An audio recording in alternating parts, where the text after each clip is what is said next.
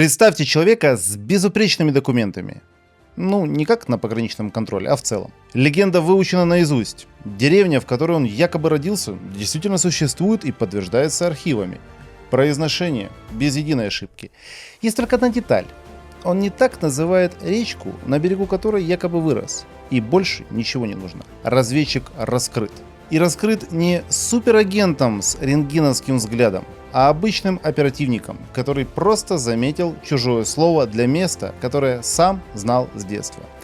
Именно на таких деталях выигрывалась целая война, невидимая, без танков и авиаударов, но с не менее высокой ценой ошибки. Это проект защиты исторической справедливости патриотического движения Победа 945. С вами я, Павел Кухаркин, и сегодня разбираемся, почему в 1943 году появился СМЕРШ, с какой разведывательной машиной ему пришлось бороться и почему некоторые его операции считаются как готовый сценарий шпионского триллера. Поехали!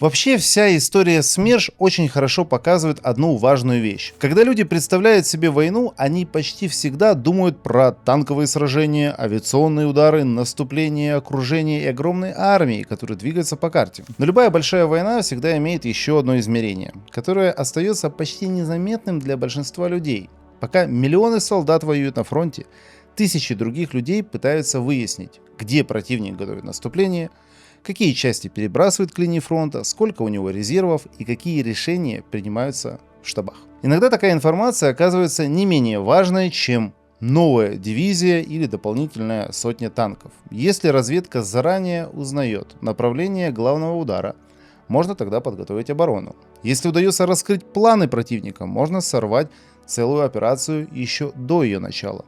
Именно поэтому к середине Великой Отечественной войны между СССР и нацистской Германией развернулась настоящая война разведок, масштабы которой многие до сих пор недооценивают. И вот в самый разгар этой невидимой войны появляется структура, название которой спустя десятилетия знают даже люди, которые никогда специально не интересовались историей спецслужб. СМЕРШ. Или смерть шпионам. Чтобы понять, зачем вообще понадобился СМЕРШ, нужно сначала разобраться, с кем ему предстояло бороться. К началу 1943 года Германия уже несколько лет вела против Советского Союза не только обычную войну, но и масштабную разведывательную кампанию. Причем речь шла не о десятках случайных агентов и не о нескольких диверсионных группах. Вокруг СССР была выстроена огромная система подготовки, переброски и управления агентурой, которая работала практически непрерывно. Главную роль здесь играл Абвер – военная разведка Германии. Именно через нее проходила значительная часть операций против Советского Союза. На оккупированных территориях создавались специальные школы, где будущих агентов учили работать с документами, пользоваться радиостанциями, вести наблюдения, собирать информацию, проходить проверки и так далее. При этом идеальный немецкий агент должен был выглядеть максимально обычным человеком. Никаких плащей, никаких загадочных шифров в кармане и никаких признаков шпиона из кино. Намного большую ценность представлял простой советский гражданин, который прекрасно говорил по-русски, понимал местные реалии и мог без труда раствориться среди окружающих. Это были бывшие военнопленные, жители оккупированных территорий или представители эмигрантской среды, которых германские спецслужбы считали перспективным кадровым резервом. Для Советского Союза проблема становилась все серьезнее. По мере того, как Красная Армия переходила от обороны к наступлению, количество целей для немецкой разведки только увеличилось. Теперь противнику нужно было не просто следить за советскими войсками, а понимать логику будущих операций, угадывать направление ударов и заранее получать информацию о подготовке крупных наступлений. Именно поэтому к весне 1943 года в Москве приходят к довольно очевидному выводу. Если нацистская Германия создала огромную систему разведывательной работы против СССР, значит бороться с ней тоже необходимо системно. Заниматься этим должны люди, которые работают непосредственно рядом с армией, понимают фронтовую специфику и способны быстро принять решения в условиях войны. Так постепенно возникает идея структуры, которая вскоре станет одним из самых известных символов советской контрразведки. Но перед тем, как СМЕРШ начнет свою работу, советскому руководству придется решить еще один важный вопрос. Кто именно будет руководить этой организацией и какие полномочия она получит в действующей армии. Весной 1943 года ситуация на фронте постепенно менялась в пользу Советского Союза. Именно в этот момент принимается решение создать новую структуру, которая будет сосредоточена исключительно на задачах военной контрразведки. 19 апреля 1943 года Государственный комитет обороны принимает постановление о создании Главного управления контрразведки СМЕРШ. Само название предложил лично Иосиф Сталин. Изначально рассматривалось разные варианты, но в итоге остановились на максимально прямой и понятной формулировке – смерть шпионов. Причем интересна не только сама дата создания новой службы, но и то место, которое ей отвели внутри советской системы власти. Многие до сих пор уверены, что СМЕРШ был обычным подразделением НКВД. Но на самом деле структура получилась гораздо более необычной. Главное управление контрразведки СМЕРШ вошло в состав Народного комиссариата обороны и фактически оказывалось встроено непосредственно в действующую армию. Это означало, что сотрудники СМЕРШ работали рядом с фронтом, взаимодействовали со штабами, находились в войсках и занимались вопросами безопасности непосредственно там, где принимались решения о проведении операций. Возглавил новую структуру Виктор Абакумов. На тот момент ему было всего 35 лет, возраст, в котором сегодня многие еще выбирают, чем заняться в жизни. Кстати, мне тоже 35. Просто так, к слову. Абакумов в этом возрасте руководил контрразведкой воюющей сверхдержавы. Абакумов быстро становится одной из самых влиятельных фигур в советской системе безопасности военного времени. Через его ведомство начинают проходить данные о работе немецкой агентуры, результаты оперативных разработок, материалы допросов и сведения о разведывательной активности противника. И именно здесь начинается самая интересная часть истории СМЕРШ, потому что вскоре сотрудники новой службы понимают довольно простую вещь. Пойманный агент представляет ценность не только тогда, когда он перестает работать на противника. Намного больший результат можно получить в том случае, если противник продолжает считать его своим человеком и продолжает ему доверять. Так на сцену выходят радиоигры, которые впоследствии станут одним из самых эффективных инструментов советской контрразведки за всю войну. Сам метод, впрочем, придумал не СМЕРШ. Еще в 1942 году, за год до появления СМЕРШ, 4-е управление НКВД под руководством Павла Судоплатова провело одну из самых результативных радиоигр войны – операцию «Монастырь». Ее главным действующим лицом стал Александр Демьянов, оперативный псевдоним Гейне, а у немцев он проходивший как Макс. Абвер был убежден, что заполучил ценнейший источник в советском тылу, а на деле каждое его сообщение готовилось на Лубянке. Осенью 1942 года через него в Берлин ушла ложная информация о готовящемся ударе Красной Армии под Ржевом. Немецкое командование перебросило туда резервы, пока настоящий удар готовился под Сталинградом. Схема работала настолько хорошо, что немцы продолжали доверять Максу до 1944 года. СМЕРШ, появившись в 1943 году, метод не изобрел, но перенял и довел до промышленного масштаба.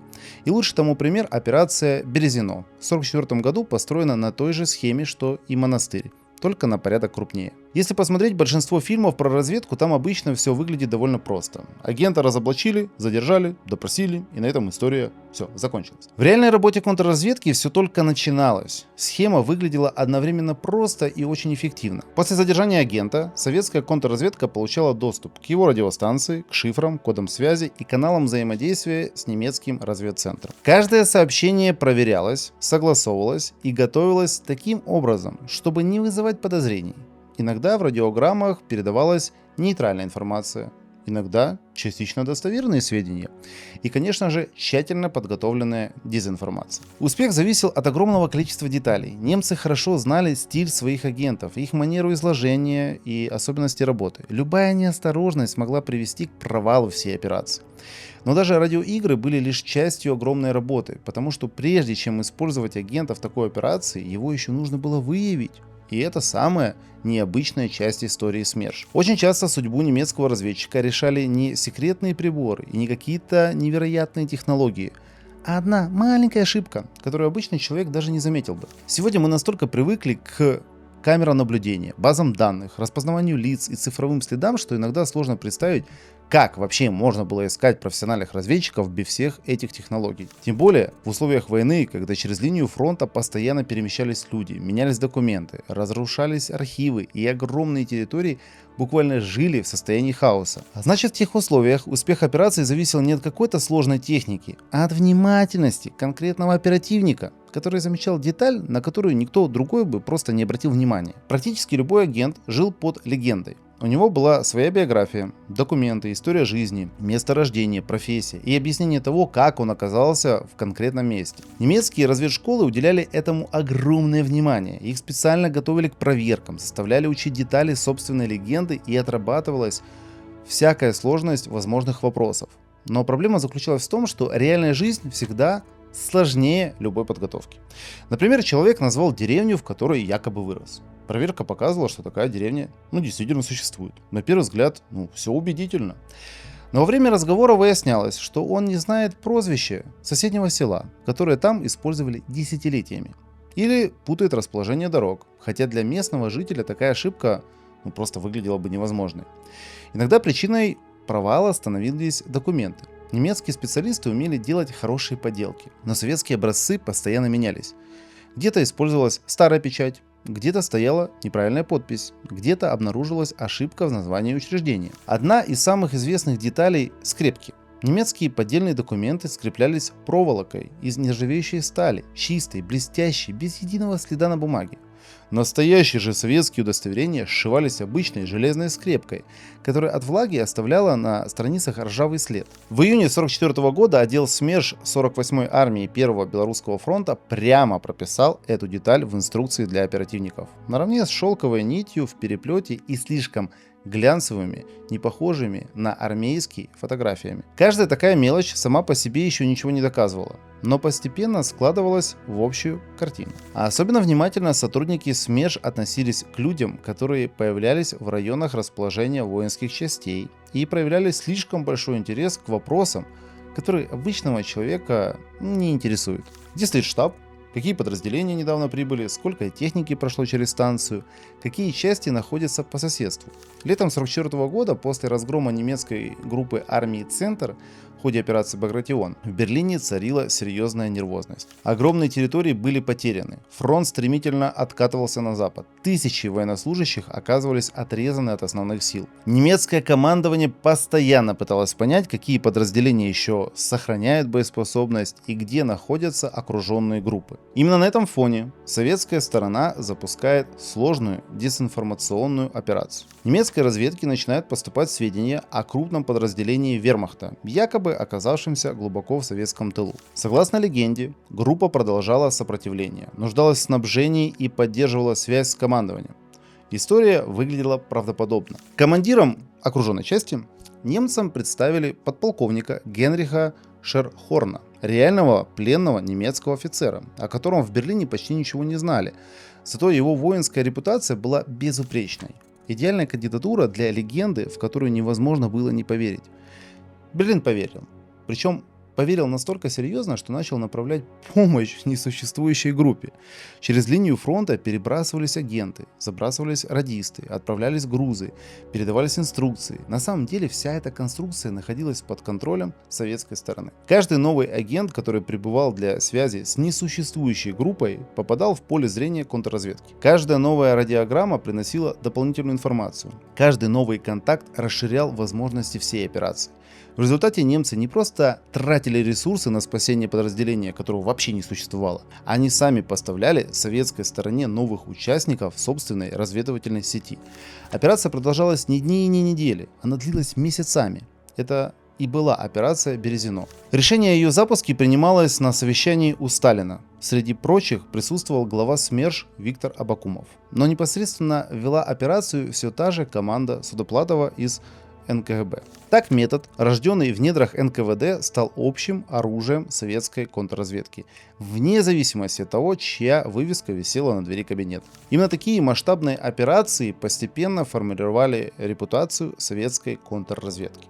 Но при всей известности подобных операций основная работа СМЕРШ выглядела совсем иначе. Громкие истории происходили редко. Большую часть времени сотрудники контрразведки занимались тяжелой и зачастую незаметной работой рядом с действующей армией. И цена ошибки измерялась не проваленной операцией, а жизнями вполне конкретных людей. После войны вокруг СМЕРШ постепенно сформировался довольно специфичный образ. У многих людей возникло ощущение, что сотрудники контрразведки существовали где-то отдаленно от армии, работали исключительно в штабах и занимались только оперативными разработками. На самом деле, значительная часть их службы проходила буквально в тех же условиях, в которых жили и воевали обычные фронтовики. Очень часто рабочим местом были те же самые землянки, те же самые пункты, которые регулярно попадали под авиаудары и артиллерийские обстрелы. Работа контрразведчика напоминала классическую оперативную деятельность. Иногда превращалась в обычную фронтовую службу. Бывали ситуации, когда сотрудникам СМЕРШ приходилось вместе с подразделениями попадать под обстрел, выходить из окружения, участвовать в боях и эвакуироваться вместе с войсками при изменении обстановки на фронте. Существовало также направление работы, вокруг которого до сих пор больше мифов, чем фактов. Проверки людей, которые возвращались из немецкого плена, выходили из окружения или оказывались на освобожденной территории. К середине войны через немецкие лагеря прошли миллионы советских граждан. Среди них были военнослужащие, офицеры, гражданские специалисты и жители оккупированных территорий. Одновременно немецкие спецслужбы активно использовали бывших военнопленных для вербовки и подготовки агентуры и создания целых разведывательных групп. Поэтому вопрос проверки людей, возвращавшихся на советскую территорию, был для руководства страны вопросом не бюрократии, а вопросом безопасности. Здесь в работу включались сотрудники СМЕРШ. Они занимались установлением обстоятельств пребывания человека на оккупированной территории, проверка биографии, сопоставление показаний и изучение возможных контактов с немецкими структурами. Есть такая важная вещь. Сама по себе проверка еще не означала обвинение. В массовой культуре часто возникает картина, особенно учитывая все последние фильмы, будто каждый человек вернулся из плена автоматически становился подозреваемым заранее предрешенной судьбой. Но архивные исследования последних десятилетий показывают гораздо более сложную картину. По данным историка Виктора Земского, изучавшего архивы Государственного архива Российской Федерации, из более чем 1,5 миллиона бывших военнопленных, прошедших фильтрацию к марту 1946 года, свыше 22% были направлены в рабочие батальоны Наркомата обороны, то есть продолжили работать на нужды армии,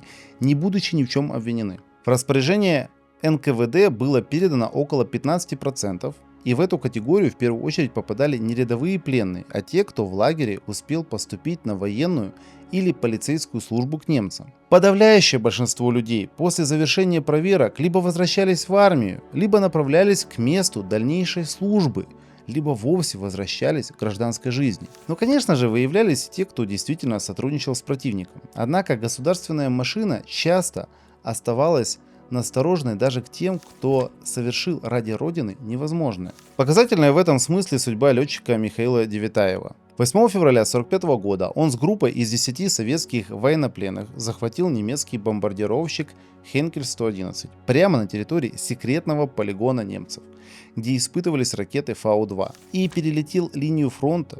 Проверку он прошел, но статус бывшего военнопленного еще много лет мешал его карьере. Лишь в 1957 году, спустя 12 лет, по личному ходатайству конструктора Сергея Королева, которому нужны были его сведения о немецком ракетном центре, летчику присвоили звание Героя Советского Союза. Проблема заключается в том, что спустя десятилетия реальные события постепенно начали смешиваться с художественной литературой, кинематографом и политическими интерпретациями. Мы о них часто говорили на канале, обязательно посмотрите все наши выпуски. Поэтому одни представляют эту структуру почти всесильной организации, которая контролировала абсолютно все процессы в армии. Другие пытаются свести всю ее деятельность исключительно к репрессивным функциям. Потому что, если посмотреть на основные результаты работы СМЕРШ за годы войны, становится заметно, что главные усилия структуры были направлены вовсе не на поиск внутренних врагов ради самого поиска.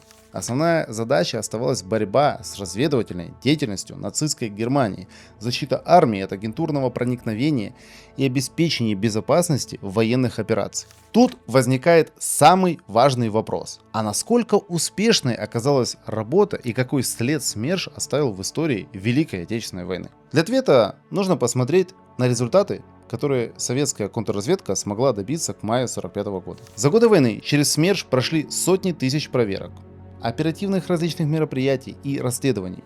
и были выявлены тысячи агентов противника. Раскрыты многочисленные разведывательные сети, пресечены попытки диверсий и проведены десятки крупных радиоигр. Особенно важным оказался период крупных наступательных операций Красной Армии.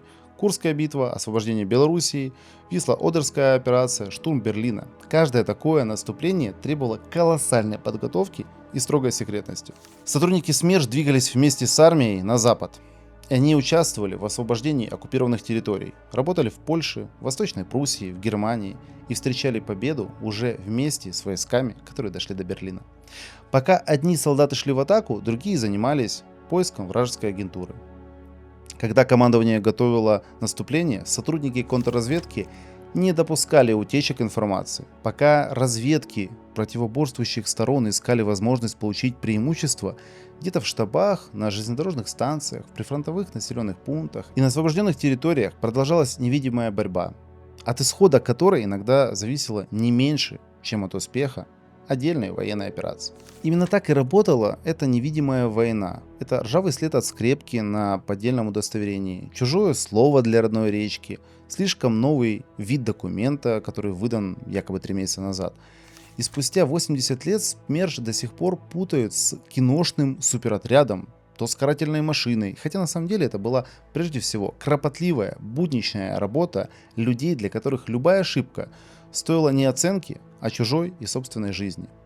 Это был проект защиты исторической справедливости. Обязательно подпишитесь, нас смотрит большое количество людей без подписки.